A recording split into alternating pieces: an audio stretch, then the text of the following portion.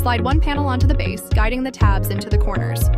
Slide the panel until firmly seated onto the base. Repeat for the opposite side panel.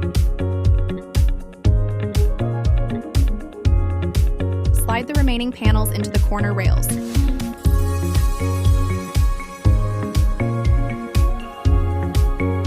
Making sure they are seated firmly into the base. Attach the optional spike to the center of the base with the included screw and washer.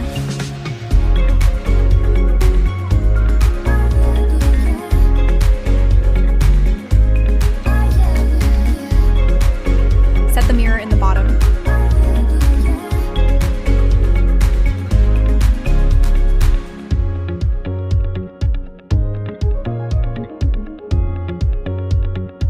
Attach the top with solar light by guiding the tabs into the corners, pressing firmly so the top is securely seated on the side panels.